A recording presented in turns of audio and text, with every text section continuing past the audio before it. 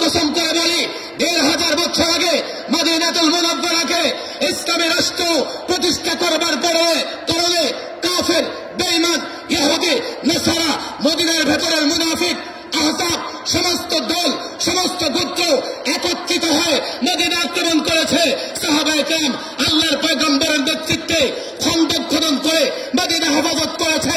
কতটা কষ্ট করেছে, রাত দিন মেহনত করেছে, নামাজ কাজা হয়ে গেছে, খাওয়ার সময় পায় নাই, খাবার ছিল না, পেটে পাথর বেঁধেছে। কেন? মদিনা আক্রান্ত হলে ইসলাম আক্রান্ত হবে, মদিনা আক্রান্ত হলে পয়গম্বর আক্রান্ত হবে, মদিনা আক্রান্ত হলে মুসলমান মা বোনেরা আক্রান্ত হবে। আল্লাহর কসম, আমি দেশটা পেয়েছি ইসলামের জন্য, দেশ পেয়েছি ইসলামের কারণে।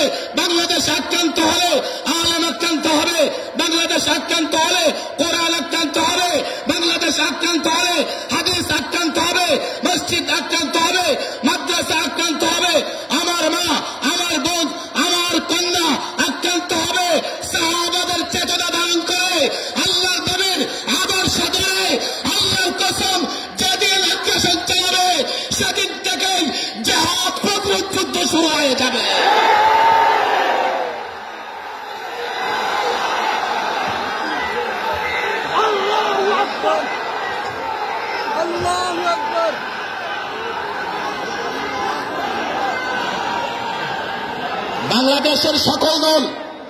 বাংলাদেশের সকল দল মাথা নত করতে পারে।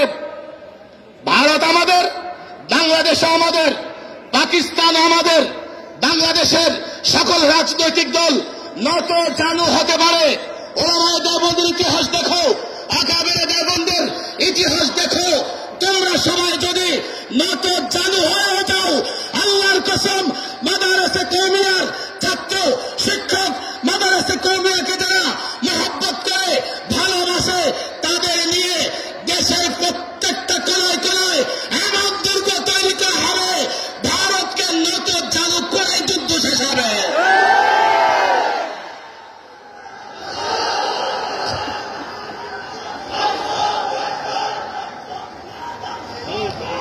কথা একেবারে স্পষ্ট। বাংলাদেশ আমরা ইসলামের জন্য পেয়েছি।